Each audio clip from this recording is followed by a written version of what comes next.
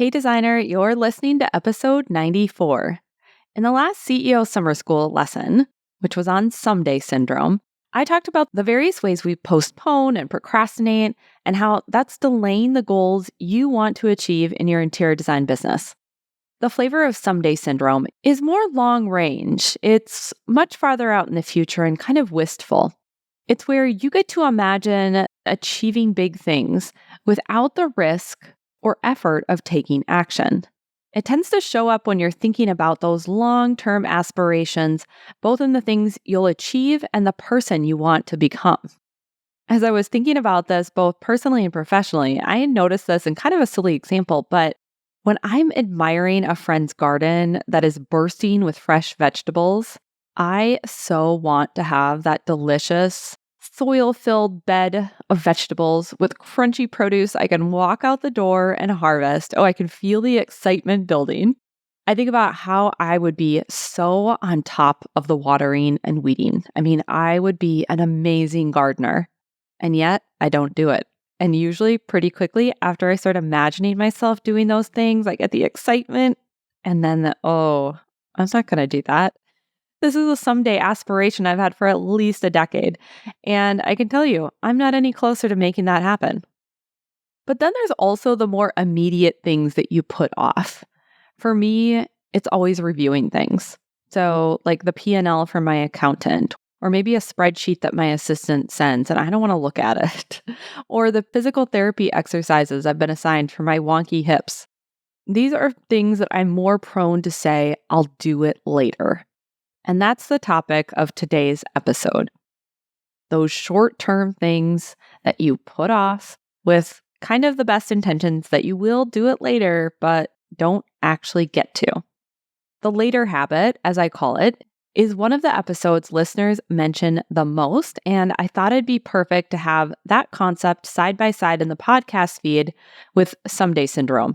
That way you can contrast the ideas and see what type of putting off behaviors are showing up for you the most and get some resources and support around how to solve for this. Because whether it is putting off things in the short term or imagining grandiose plans for the future but not taking action, both are going to hinder your progress toward those wonderful goals that you actually really do want to achieve in your interior design business. If you haven't listened to this episode before, I know you're absolutely going to love it. And if you have listened to this episode, listen again, because I know you're going to pick up something you did not hear last time, and it could be a new major aha. I'll be back next week with a brand new episode of CEO Summer School. And if you aren't already signed up, it's not too late. Head over to desiid.com/summer school, enter your info, and you can get started right away with this completely free series. And if you have signed up and you're loving it, please send the link to your design friends because it will give you more opportunities to have conversations and insights as you integrate these lessons.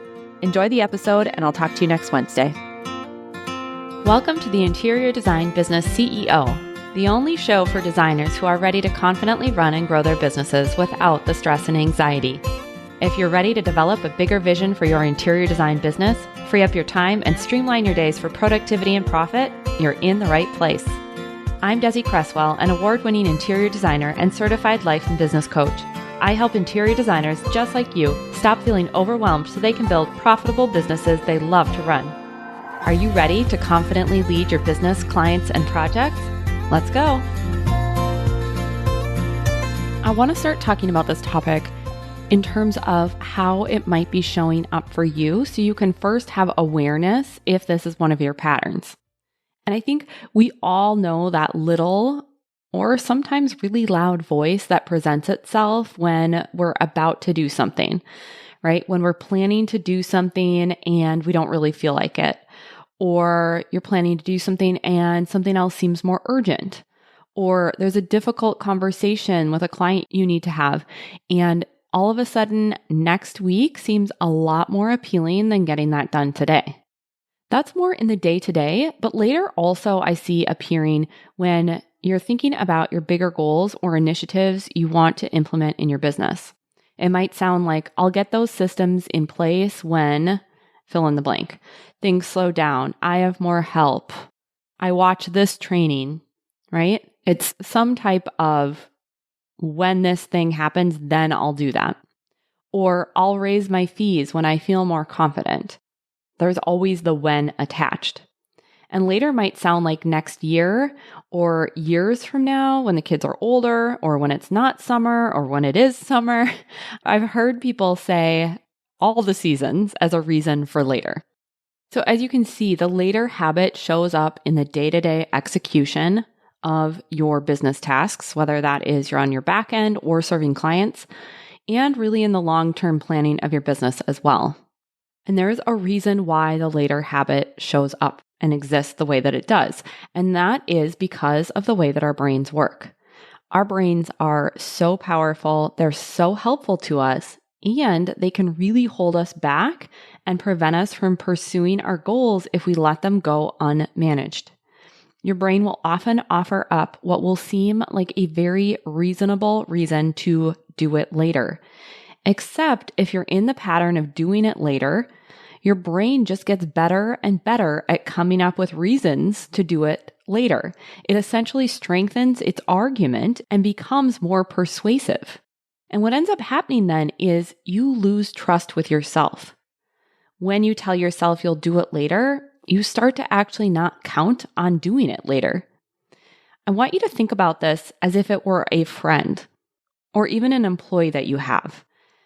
The friend or employee who says they're going to do something and continually flakes out. It's really frustrating. You start to not count on them. And it's the same thing when you later yourself. I invite you to consider what that version of later sounds like and when it's most likely to show up for you so that you can have that awareness and be onto yourself. When I work with clients, a lot of them will come to me and they'll want coaching on this later habit. And they're wondering, I want to do this objectively. I just can't get myself to do it. I keep putting it off. So I think it's important we talk about why we say we'll do it later. And that is because there is a payoff in one way or another for us when we put it off till later.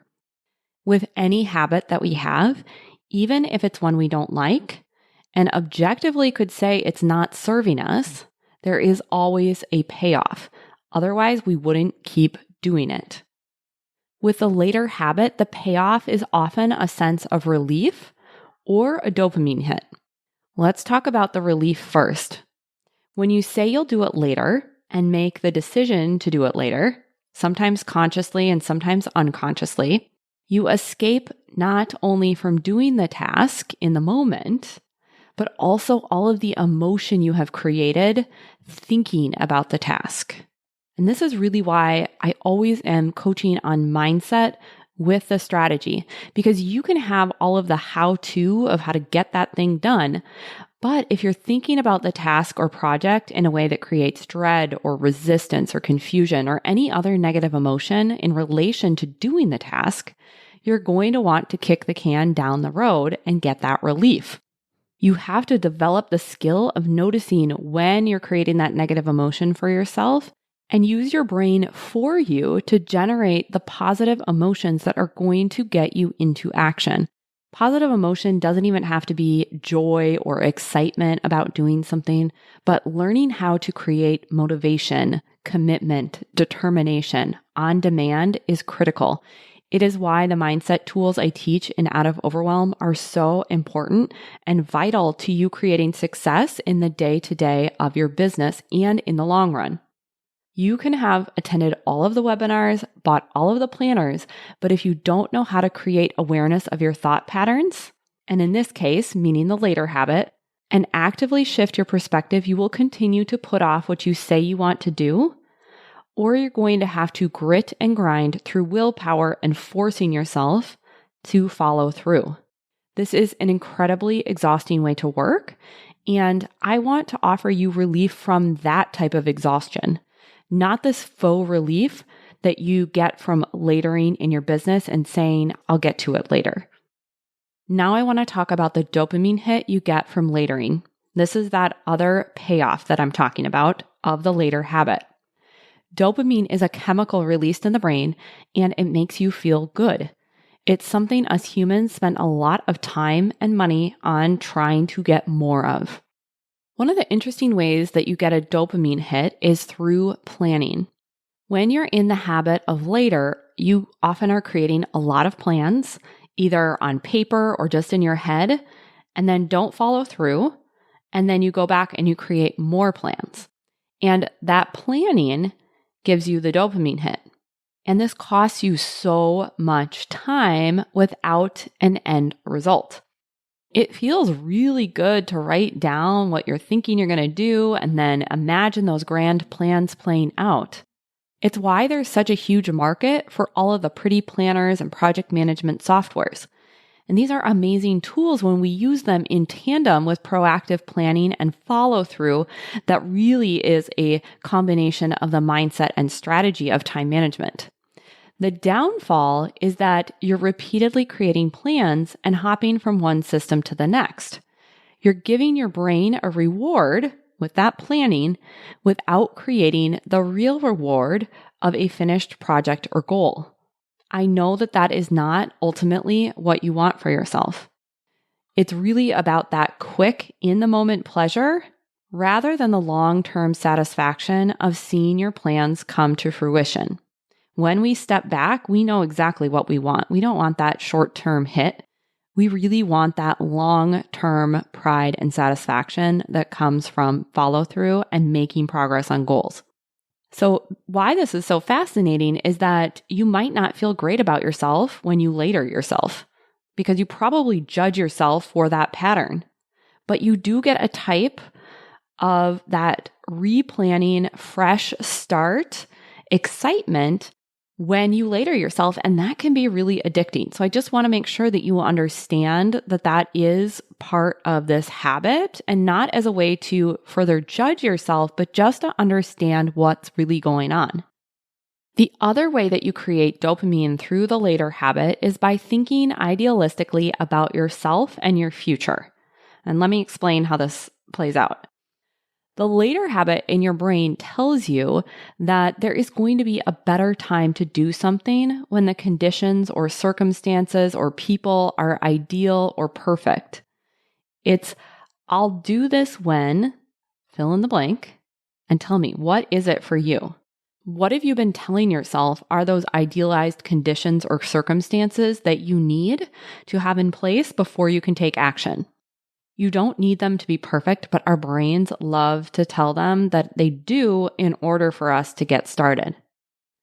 The later habit mindset also really likes to imagine not just an ideal set of circumstances, but an idealized version of you, thinking that there is going to be a better version of you who in the future will magically feel more motivated or confident or will be able to do it perfectly.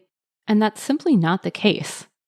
In the clients that I work with, I often see a really big link between perfectionism or this idealistic thinking and procrastination, and that's why there's an entire module on it in Out of Overwhelm. Because we're waiting for this perfect time or this perfect version of us to exist, and it doesn't exist, so we just end up waiting till later and later and later because it never arrives until we decide now is the time. We're going to take the imperfect and make it the perfect time for us. Imagining these ideals in the future triggers that reward center in the brain. So again, here's where the later habit has this payoff. And you have all these good feelings while you're in the fantasy of later, even though there'll never be a time when you always feel like doing something or where you're fully prepared and can ensure that it won't be a flop. It just doesn't exist. Now, when I tell clients this, sometimes they're a little bit disappointed at first, right? Because that fantasy is going poof. But also, I really hope that this can ground you in knowing that you can drop that pressure around perfection. Now I want to talk about what do you do with this later habit if you're recognizing yourself in what I've shared. As with any habit that you want to change, the very first step is to have awareness and notice what's happening without judgment, which is what I was hoping would happen with what I've been sharing in the first part of this episode. So once you see that you have the later habit, it's time to have an honest conversation with yourself. One of the reasons the later habit is tricky is that it's ambiguous. Once you've identified what the later habit sounds like for you, whether it's that little voice or you notice actions that you take or don't take, get honest with yourself on why you're telling yourself you'll do it later. Are you putting everyone else's desires before your needs and people pleasing? Are you worried you're going to get it wrong, or are you feeling confused about where to start? Are you stuck in overthinking or thinking about what other people will think? Sometimes having this radical honesty with ourselves is all we need to do to shift out of later and back into now. You can also ask yourself this powerful question: why do I want to do it now? Your brain's going to have all sorts of reasons you should put it off. It's your job as the CEO of your business to remind yourself of the benefits of taking action now. Whether it's the more immediate future, like you'll be able to finish your day on time, or the bigger picture of your business and how doing this one thing now contributes to your bigger picture business goals. And if you're still thinking about doing it later, I want you to ask yourself, if not now, then when? And this clues you into a few things. First, this calls into question if this is actually something you plan to do at some point. A lot of times you're telling yourself you should do something you have no desire to do, or you know you have no bandwidth to do, or it's something that you really don't need to do right now. If you're not actually going to do the thing, just drop it and move on and stop telling yourself you're going to do it later. If it is something you really do plan to get to, then make a doable plan, and that starts with how you're going to do it and when you're going to do it. And this is something that clients learn to do in depth and out of overwhelm, both from the mindset perspective and the strategies to break projects down into really manageable chunks that don't require you to go hide from your clients or employees for a week to actually get something done in your business. When you kick this later habit, you will save yourself so much time and energy. From that planning and replanning, like I already talked about, from all those mental negotiations of should I do this or shouldn't I do this, from the avoidance behaviors you're using to put things off until later, from all the negative self-talk that you have around putting things off repeatedly. I want you to just think about the impact just removing the later habit from your business could have on the time, energy, and space you have in your day. You are going to get so much more done and be more effective when you're working so that you can actually take time away from your business and enjoy it. When you get rid of the later habit, you also get so clear on your goals, and that's because of the self-trust piece. When you trust yourself to not put things off until later, you take an honest look in your original planning and at what you're committing to, because you know that if you decide to make that commitment, you're going to follow through. You're so much less likely to be putting random things on your to-do list or on your plan for the quarter when you've taken the time to consider if it's something you really want to commit to. This builds a strong relationship with yourself where you know you can count on you, which is going to make a huge impact in your business and as a person, right? When you know you can count on you, that is a gift you give to yourself and to everyone else you interact with in your life. Putting things off until later is a habit, and it's a habit that you can break. Have you ever wished I could be your coach? If so, keep listening. For a limited time, when you leave a rating and review for the podcast, you'll be entered to win a one-on-one coaching session with me. I can answer your questions and coach you on your unique challenges. All you have to do is scroll down to the bottom of your podcast app, tap the 5 stars, and leave a review. Tell me your favorite episode, why you look forward to listening every week, or why another designer needs to check out the show.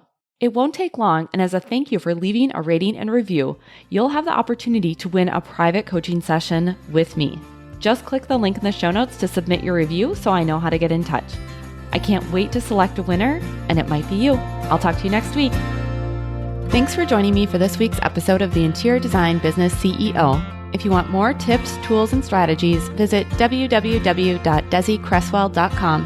And if you're ready to take what you've learned on the podcast to the next level, I'd love for you to check out my signature group coaching program, Out of Overwhelm.